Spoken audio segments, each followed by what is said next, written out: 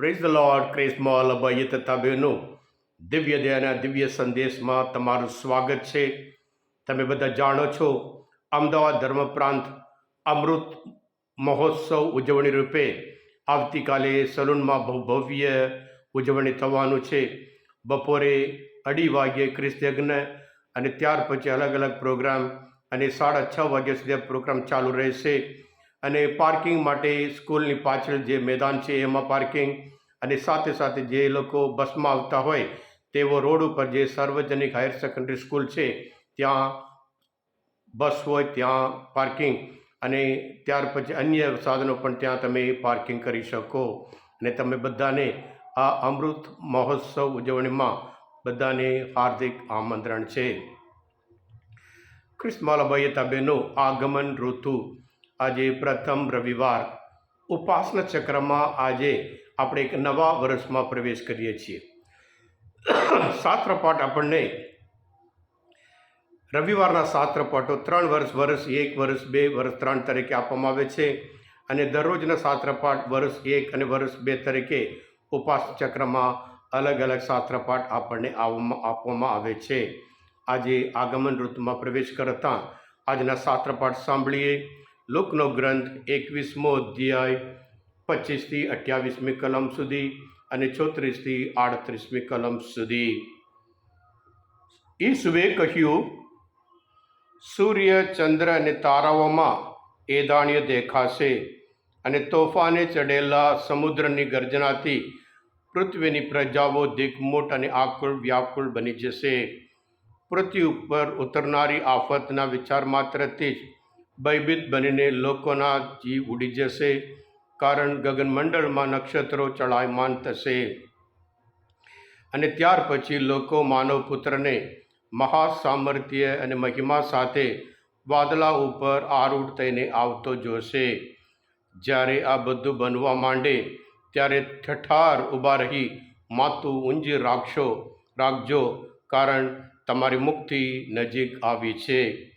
તમે સાવધ રહેજો અને ભોગવિલાસ, નશાખોરી, સંસારિક ચિંતાઓથી તમારું ચિત્ત જડ ના થાય એ જોજો.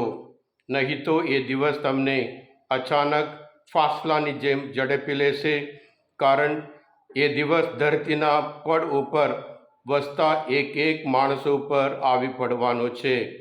એટલે તમે જાગતા રહેજો અને સતત પ્રાર્થના કરતા રહેજો. તમે આ બધી બનનારી બાબતોમાંથી સલામત પાર ઉતરો અને માનવ પુત્ર સન્મુખ વિશ્વાસપૂર્વક ઊભા રહી શકો. આ પ્રભુની વાણી છે, તે આપણો આધાર છે. ખ્રિસ્તમાલાભાઈ બહેનો, આગમન ઋતુનો પહેલો રવિવાર. આગમન એટલે મનની તૈયારી છે. માત્ર મન નહીં, સાથે સાથે આત્માની તૈયારી માટેના આ એક અદ્ભુત ઋતુ છે. ખ્રિસ્તમાલાભાઈ બહેનો, આ ઋતુ આપણને 2000 વર્ષ પહેલાં છે પ્રભુ ઈસુ આ પૃથ્વી પર હવે યાદ કરાવે છે. અને સાથે સાથે પ્રભુ ઈસુ ફરી આવવાના છે, આ પૃથ્વી પર રાજ્ય કરવા માટે આવવાના છે.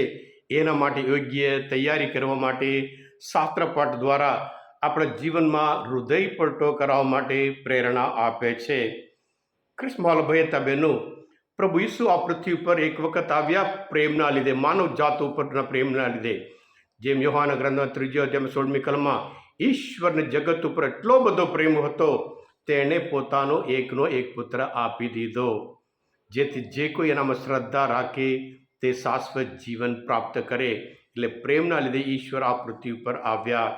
અને પ્રભુ આજે પણ પ્રેમના લીધે જ્યારે 25મી ડિસેમ્બર ઉજવવાના હોય, એટલે એ પ્રેમના લીધે આપણા જીવનમાં આવે છે, આપણા હૃદયમાં આવે છે. એ પણ પ્રેમના લીધે છે. આ જ ઈસુ ફરી ભવિષ્યમાં જ્યારે આપણે ના ધાર્યું હોય એવા સમયમાં મહાસામર્થ્ય મહિમા સાથે વાદળા ઉપર આરૂઢ થઈને ન્યાય તોડવા માટે ફરી આવના છે. એટલે ભૂતકાળ છે અને વર્તમાન છે અને ભવિષ્યકાળ, 3 એટલે પ્રેમ અને છેલ્લે ન્યાય તોડવા પ્રભુ ઈસુ આવવાના છે. આ શાસ્ત્રપાઠ સાંભળી આપણે ડરવાની બિલકુલ જરૂર નથી. આપણે તો પ્રભુ આજના શુભ સંદેશમાં અને આપણે તો ઠઠાર ઊભા રહેવાનું છે, માથું ઊંચું રાખવાનું છે, કારણ કે પ્રભુ આપણને પૂરી ખાતરી આપી છે, આ પ્રમાણે તમે તૈયારી કરો. તૈયારી અને સાથે સાથે જાગતા રહેવાનું છે. જાગતા રહેવાનું એટલે જે આપણે જે જીવન જીવીએ છીએ એમાં હંમેશા સારું કરતા અને વિશ્વાસપૂર્વક આપણે જીવવાનું છે. હા કિસ્માલ ભાઈએ તમે જીવનમાં એક એક બાબતમાં આપણે હંમેશા રાહ જોઈએ છીએ. એટલે રાત દિવસ માટે રાહ જુએ છે અને સૂર્ય ચંદ્ર માટે રાહ જુએ છે. અને આપણા જીવન પણ ક્યારે સવારમાં આવશે રાહ જોઈએ છીએ, ઘરે જાય ત્યારે બહાર આવે ત્યારે ક્યારે રાહ જોઈએ છીએ, પરીક્ષા લખીએ પરિણામ માટે રાહ જોઈએ છીએ. જીવનમાં એક એક પછી એક આપણે રાહ જોઈએ છીએ. ખા કૃષ્ણવાલા ભાઈ હતા બહેનો, શાસ્ત્રપાઠ મુજબ આપણે યોગ્ય રાહ જોતા અને જાગતા રહેતા. આપણે પ્રભુ કહે છે જાગતા રહેજો, પ્રાર્થના કરતા રહેજો. થેસલોનિકીના ધર્મ સંબોધતા 5મો અધ્યાય 16મી કલમમાં પણ પાઉલ આપણે કહે છે સદા આનંદમાં રહો અને સતત પ્રાર્થના કરતા રહો. એટલે આપણે પણ હંમેશા રાહ જોઈએ, સાથે સાથે પ્રાર્થના કરતા રહીએ, જેથી કરી આપણે આ નાતાલ આપણે આનંદપૂર્વક ઉજવી શકીએ. અને ખાસ કરીને આ સમયમાં હૃદય પલટો એક જરૂરિયાત વસ્તુ છે.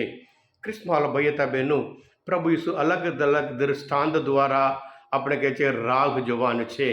જે જમીનદાર હોય અને જે નોકર કરવા જાય એ રાહ જુએ છે. અને એવી જ રીતે એક નોકર પાસે બધું જવાબદારી સોંપી જાય છે અને ત્યારે પાછા ગમે તે ટાઈમ આવશે ત્યારે પણ આપણે રાહ જોવાની છે.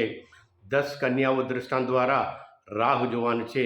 રાહ જીવનમાં અને સાથે સાથે પ્રભુના આગમન માટે પણ આપણે રાહ જોઈએ, યોગ્ય તૈયારી કરીએ, આનંદપૂર્વક આ તહેવાર ઉજવી શકીએ છીએ. Thank you. God bless you all. Christmas ભાઈ હતા બહેનો, આજના શાસ્ત્રપાઠ મનનચિંતન શાસ્ત્રપાઠ સમજવા માટે અને સાથે સાથે યોગ્ય તૈયારી કરવા માટે મદદરૂપ થયા હોય તમે પોતે દિવ્ય ધ્યાન સંદેશ સબસ્ક્રાઈબ કરજો અને બીજા માટે પણ ફોરવર્ડ કરજો, કારણ તમે બધા આશીર્વાદ છો, અભિષિક્ત છો. પ્રભુ ઈસુ તમારા પ્રભુ ઉપર દ્રઢ વિશ્વાસ રાખીએ.